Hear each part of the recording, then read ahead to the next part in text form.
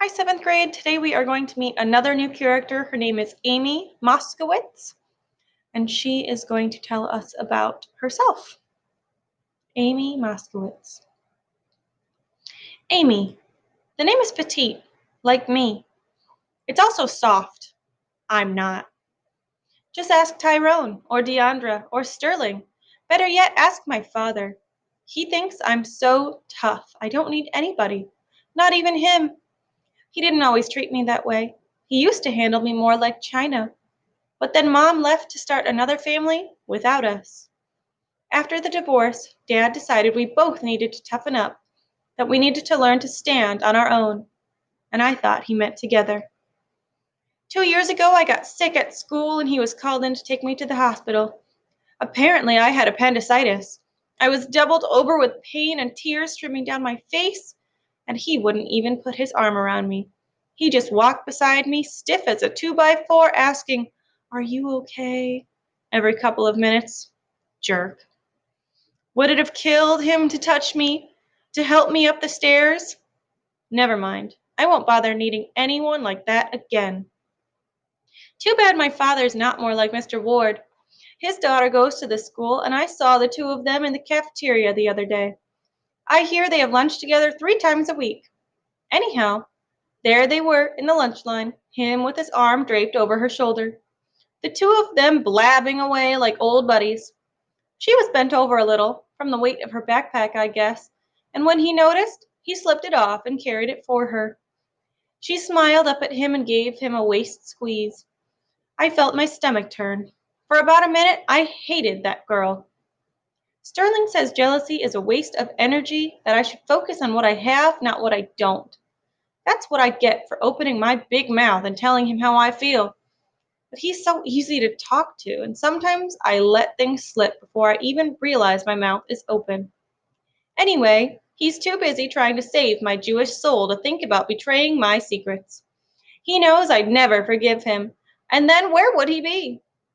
He could pretty much forget about preaching love and forgiveness around me after that.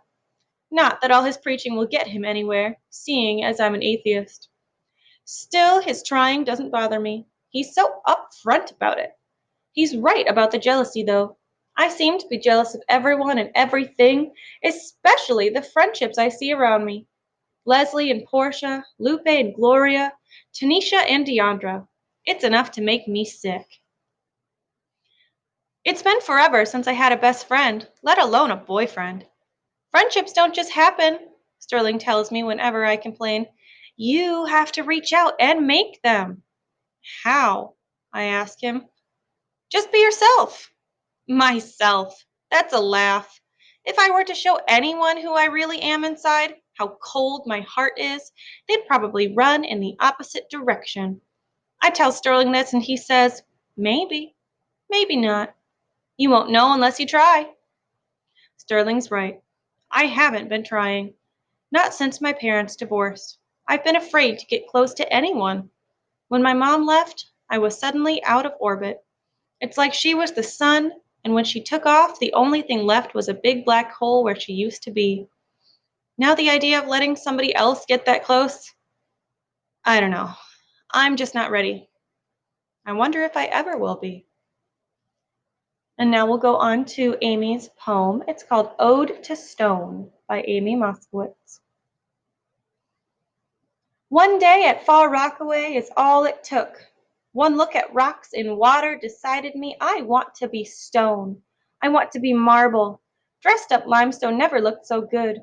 Let me be granite, and I promise I'll show you how to take a shellacking. Yes, I'll risk sunburn, just let me be rock, wedged into the earth or sea, tidal waves crashing over me while I remain intact. No split at the core, more buffed than bruised. Forget the pillar of salt. I'll look back at the count of 3 and you can turn me into stone. Go on. I'm half rock already.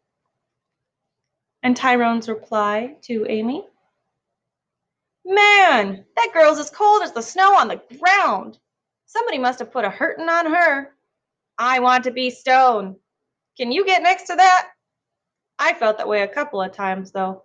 Once, when the undertaker carried my pops out of here, Another time when my girlfriend left me for my supposed to be homie. Both times I remember wishing I couldn't feel that hurt, wishing I could just cut my own heart out and be done. But I like the way Amy said it. Let me be stone.